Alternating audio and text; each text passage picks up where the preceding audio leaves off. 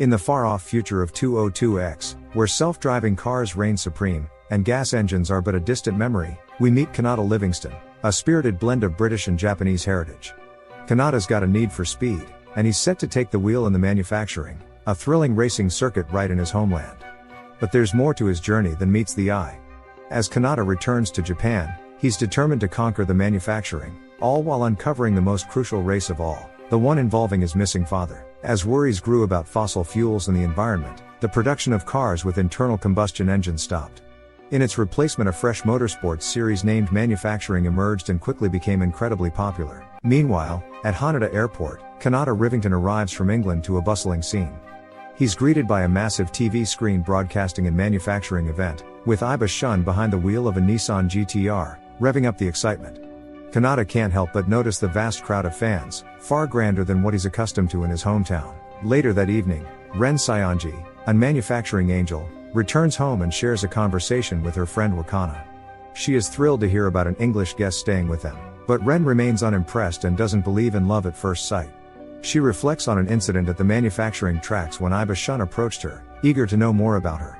However, Ren, being an ultra-girl boss, rejects Iba Shun's ugly butt, stating that she doesn't believe that people can fall in love without getting to know each other. Still being the desperate simp that he is, Iba insists on getting to know her real name, but Ren remains adamant in her stance and tells Iba to call her by her manufacturing name, Number 7. Ren's stance on love is simple. She wants to get to know the person on a personal level before falling in love. Upon reaching home, Ren is greeted by Kanata. As her father introduces him, Ren zones out after witnessing Kanata's beauty. An average lookmaxer was all that was needed for Ren to go for looks rather than personality. After Ren's hasty retreat to her room, her father observes Kanata's fluent Japanese, and upon learning that it's thanks to his mother, he offers his condolences for her passing. Meanwhile, in her room, feeling thoroughly flustered by the encounter, Ren starts to rethink her decision of not falling in love at first sight. Lesson for the day: love at first sight exists only if you're good looking. The next day, Kanata pays a visit to Ogata's auto body shop, where Ogata eagerly anticipates his arrival. During their conversation, Ogata explains the peculiar regulation of the manufacturing, which enforces a standardized grip-weight ratio. This regulation has earned the nickname Rich Man's Regulation because many expensive European cars can meet it without extensive modifications. However, Kanata is just thrilled to get behind the wheel of any car to experience the manufacturing. Ogata then raises a garage door to reveal his Toyota 86 GT. He modestly describes it as a basic manual car, but Kanata is genuinely appreciative, mentioning that he's accustomed to driving manual cars from his days in the academy. Later in the day, a chance encounter brings Kanata and Ren together at a railway station, and they decide to travel home together. Kanata shares that he recently arrived from Tokyo after a visit to the British Embassy and the acquisition of a new phone. Seizing the moment, Ren asks Kanata if they can exchange contact information, to which he readily agrees. While en route, Ren asks Kanata for a photo together, as she's eager to show him to her friends. When Ren asks about his purpose in Japan, Kanata reveals he has come for one singular reason: to search for his missing father. The following morning at Ren's school, Wakana eagerly asks her for a picture of Kanata. As Ren finally shows her the photo, Wakana excitedly grabs her phone, displaying it to a group of girls, who all seem quite surprised by his good looks. This brings her back to a flashback from the previous evening when Kanata had shown her an image of his father and mother. He explained that it was the only picture he had of his father, taken 20 years ago in a place called Kamakura. Kanata expressed his desire to visit this location, and Ren offered to help him find it, mentioning that Kamakura is nearby and feeling that it's a romantic idea. Touched by Ren's kindness, Kanata asks her why she's so kind to him. "Duh, just take a look in the mirror, buddy." At the manufacturing office, Iba tries to obtain information about the angel known as Number 7. However, the officer sternly informs him that he cannot disclose personal information about her. In the midst of this conversation, Iba notices Kanata signing a form nearby. After concluding his discussion, Iba approaches Kanata and introduces himself. Kanata, in turn, instantly recognizes Iba, aware of his considerable fan base back in England. Kanata then shares his own identity as Katagiri Kanata and mentions his participation in the final day of manufacturing's qualification round. Iba suggests that Kanata call him senpai, and Kanata readily agrees. They head together to a nearby Japanese restaurant, and later, Kanata pays another visit to Ogata's body shop, and while they chat, Kanata enjoys a koala biscuit snack. Ogata informs him that his car is already well prepared for manufacturing, with no need for further modifications.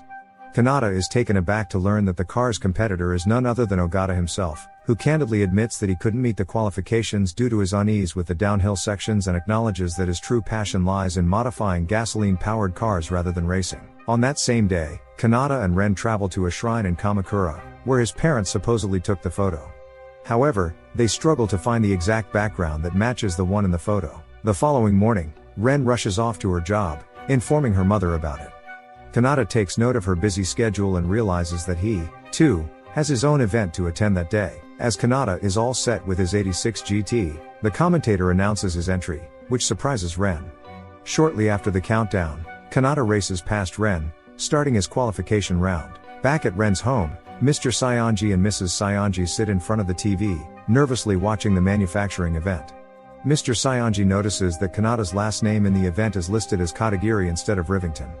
Mayuko speculates that this change is a way for Kanata to send a message to his missing father, in hopes that he might hear about his son's quest to find him. Mr. Saionji finds it surprising that, even after his father left him and his mother behind, Kanata still holds a desire to search for him.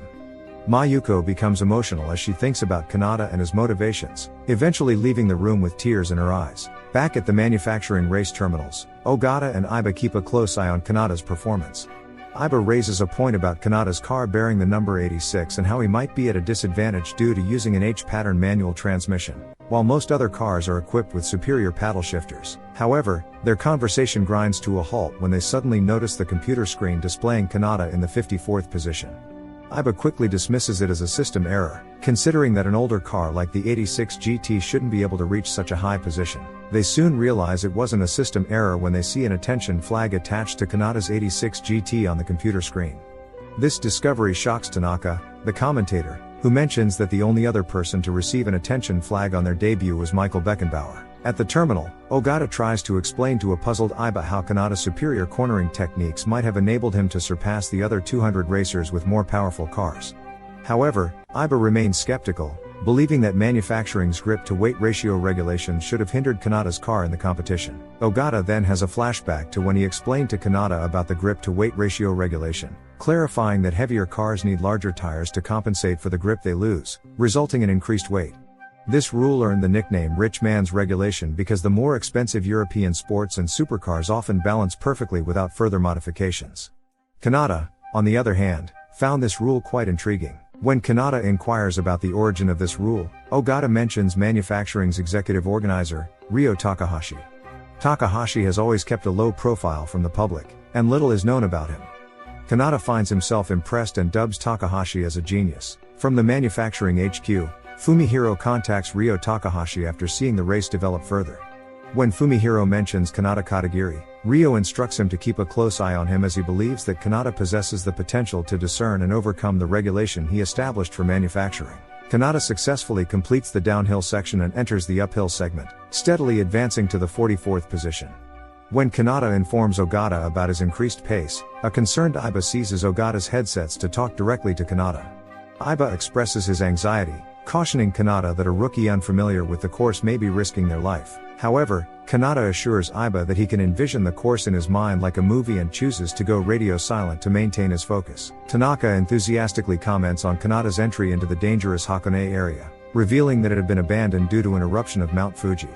The eruption led to the area becoming choked with volcanic gases, resulting in a thick fog. As Kanata emerges from the death area, there's a hairpin turn, and to everyone's shock, Kanata hits the brakes and proceeds to drift through the hairpin. Ogata relays to Kanata that there are just 9 more cars left to reach the godly 15th position. Tanaka shares with the audience that Kanata's record time on Sector 3 could potentially break the current fastest time on the sector, held by none other than Michael Beckenbauer. Over at Beckenbauer's residence, Agnes and Michael watch Kanata's race. Agnes asks her brother for his thoughts on Kanata. Michael quickly assesses that Kanata's 86 GT is underpowered and expresses concern that he may wear out his tires prematurely with all the sliding, especially before reaching the long straight just before the finish line. Iba notices that his 15th position is gradually slipping away as the car behind Kanata gains ground. He wishes Kanata had a more powerful car which would have easily helped him join the ranks of the godly 15. In the end, Kanata secures the 16th position, which prompts Ogata to apologize to Kanata for handing him such a busted car. Kanata consoles Ogata, who asks for a hug, but Kanata turns away the boomer seeing his snot-covered face. Later on, As Ren approaches the group, Kanata fails to recognize her, earning a slap from her. After slapping the living daylights out of Kanata, Ren runs away. The boys head out to a restaurant where Iba, being the loser he is, urges Kanata to make a promise to him of not falling in love with number 7.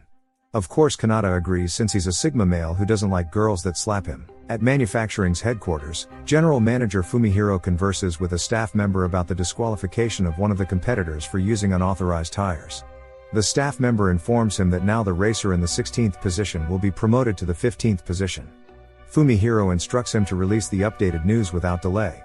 After the conversation, Fumihiro reflects to himself on how Kanata's luck might be something that he got from his mentor. That's it for now, but if you liked the video, please hit the thumbs up button and subscribe to our channel for a lot more fun stuff.